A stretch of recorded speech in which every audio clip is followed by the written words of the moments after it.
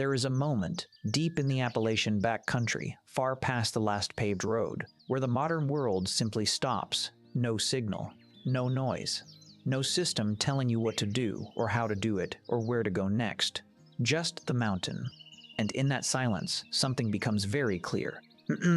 The people who once lived in these hollows, the ones who built their cabins without permits, dug their cellars without contractors, raised their families without contractors, raised their families without government programs or supply chains or any outside system of any kind. They knew something. Something that took generations to learn and almost no time to forget. Something that works. Something that the modern world, with all of its systems and agencies and carefully managed dependencies, has spent a very long time making sure you never think too hard about. And today, we're going to talk about it. Understand first what self-sufficiency actually meant in the old Appalachian hollows. It didn't mean living poorly. It didn't mean suffering through winter on scraps and hoping for spring. It meant something far more radical than that. It meant that a family, one family, on one piece of mountain ground, could produce, preserve, heat, water, feed, and medicate itself through 12 full months of the year, without asking permission from anyone, without buying anything from anyone, without needing anything from any system that could be taken away. That kind of independence, true, complete, practical independence from every external system, is something that has become almost impossible to imagine in the modern world. Because the modern world was not built to produce it. It was built to prevent it. Here is the survival trick that nobody teaches anymore. Not in schools, not in government preparedness guides, not in any official document designed to tell you how to take care of yourself in hard times. The mountain families called it stacking. Not the word they used. They didn't have a word for it because to them it wasn't a technique. It was just how you lived. But stacking is the best word for what they were doing. Every resource on the old homestead did more than one job. The spring didn't just provide drinking water, it cooled food in the cold trough. Its overflow watered the garden. Its location determined where the cabin was built, where the root cellar was dug, where the orchard was planted. One spring, 4 functions, 0 waste. The wood fire didn't just heat the cabin, it cooked the food, it rendered the lard, it dried the herbs hanging from the rafters. Its ash was saved carefully in a wooden barrel because wood ash, leached with water, produces lye, and lye makes soap, and soap was not something the mountain family needed to buy from anyone. 1 fire, 5 functions, 0 waste. The hog didn't just produce meat. Its fat became lard for cooking and preservation, and waterproofing leather. Its rendered fat, mixed with wood ash lye, became soap. Its bristles were used for brushes. Its stomach lining, cleaned and dried, was used as a container. Its blood, mixed with cornmeal, became a food that stored well through winter. Its bones were boiled for broth that fed the family through illness and cold. 1 animal, 7 functions, 0 waste. This is stacking, and it is the single most powerful survival principle the mountain families practiced, the one that made everything else possible. And it is the one that the modern economy is most completely built to destroy. Because a family that stacks resources doesn't need to buy very much. And a family that doesn't need to buy very much is a family that is very difficult to control. The second piece of the old mountain survival system is the one that feels most foreign to modern ears. Patience, not patience as a virtue, patience as a survival strategy. The mountain families operated on a timeline that modern life has made almost impossible to maintain. They thought in seasons, in years, sometimes in generations.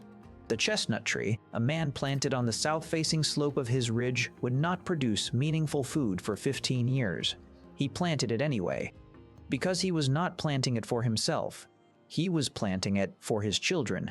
The root cellar that took a month to dig and stone properly would serve the family for 100 years if it was done right. So it was done right. Slowly, carefully, with stone chosen for its flatness and its durability rather than for its convenience. The herb garden that supplied the family's winter medicine was not planted once and forgotten. It was tended, divided, expanded, passed along. Some of the medicinal plant patches behind old Appalachian homestead sites are still growing today. Yarrow and elderberry and spicebush still coming back year after year in the places where they were first deliberately planted 2 centuries ago, because the mountain families planted for the long future. Not for next quarter, not for next year. For the world their grandchildren would live in. That thinking, that deep, patient, generational thinking, is almost completely absent from the modern survival conversation. Because it cannot be packaged, cannot be sold, cannot be reduced to a checklist or a kit or a subscription service. It can only be lived, day after day, season after season, until it becomes the way you see the world. There is a third element of the old mountain system that the modern world has made deliberately inconvenient: knowing your land, not owning land. Knowing it. The mountain families who survived best were the ones who understood every acre of their ground the way a doctor understands the human body, intimately, specifically, with a knowledge built from years of close observation. They knew which slope dried out first after rain and which one held moisture through a dry August. They knew where the cold air pooled on a still night and where the late frost came last in spring. They knew which hollow had the sweetest water and which one ran silty after heavy rain. They knew where the deer moved in November and where the turkey roosted in October and where the wild greens came up first in April. This knowledge, hyper-local, specific, irreplaceable, was the foundation of everything else. You cannot stack resources you don't know you have. You cannot plant for the future on ground you don't understand. You cannot survive a hard winter on a piece of land that is a stranger to you. The mountain family spent years learning their land before they trusted it to keep them alive. And the land, once it was truly known, never let them down. Here is what nobody will say directly, but what the evidence of history makes very clear. The families who lived by these principles, stacking, patience, deep land knowledge, were genuinely, practically free in a way that almost no American family is free today. They could not be starved out by a disrupted supply chain. They could not be frozen out by a power grid failure. They could not be priced out of their food or their water or their medicine by markets they had no control over. They were not dependent on any system that required their continued compliance to function. And that independence, that quiet, practical, unglamorous independence built from split wood and spring water and fermented food and 100 carefully maintained skills, was not celebrated by the systems that were building around them. It was quietly, steadily, systematically replaced. The extension services that came into Appalachia in the early 20th century brought modern agricultural methods that increased yield and decreased variety. That increased production and decreased self-sufficiency.